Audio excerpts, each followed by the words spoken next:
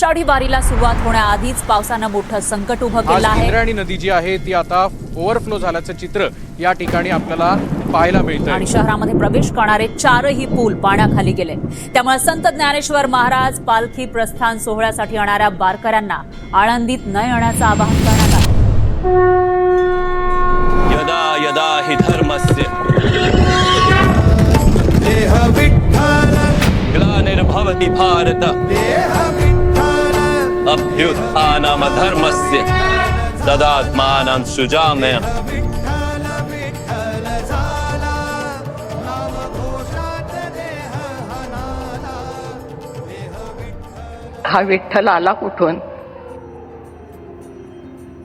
कानडा व विठ्ठलू कर्नाटको, कर्नाटकातनं आला, महाराष्ट्रामध्ये स्थिर झाला। वारीचा आनंद हा जगात कुठेच नाही। 1995 पासून चालतोय। आता गावाकडे जाऊ कोण वाटना मला खूप आनंद झाला। हा विठ्ठल कसा आहे? मराठी माणसासारखा साधा आहे। या वारीमुळे आमचं आरोग्य इतकं सुंदर आहे, छान आहे, जसं समजा की आम्ही एका दवाखान्यामध्ये ॲडमिट झालेलो आहे। कष्टकरी माणसासारखा, तांबळ खांदी वाहन पायी डोई समुंडासे, श्यामल रंगी सान रूपते साधेपण भासे। माझं 73 वय आहे, 73। नामदेव महाराजांचा प्राण, निवृत्ती महाराजांचं प्रेम आणि ज्ञानोबरायांचं ज्ञान म्हणजे पंढरपूरचा पांडुरंग। गोऱ्या रंगाची त्याला हौस नाही, सावळाच येतो। महाराष्ट्राला जो रंग आहे त्या रंगाचाही अभिमान आहे, असा हा विठ्ठल। माऊलीचं प्रेम आणि सकल समाजामध्ये एकता आणि सनातन धर्माचं मुख्य वर्म हे म्हणजे वारीचं धर्म आहे। आणि हे तुकोबारायांनी आम्हाला, ज्ञानोबारायांनी आम्हाला असं बांधून ठेवलं की आमच्या सगळ्या समाजाला, त्यानंतर जर समाज जिवंत राहत असेल तर आम्ही हे सांगू की पंढरपूरच्या वारी करणारे जे लोक आहेत तीच वारी अखंड राहील आणि सगळ्यांना आनंददायी वारी राहील असं आम्हाला वाटत आहे।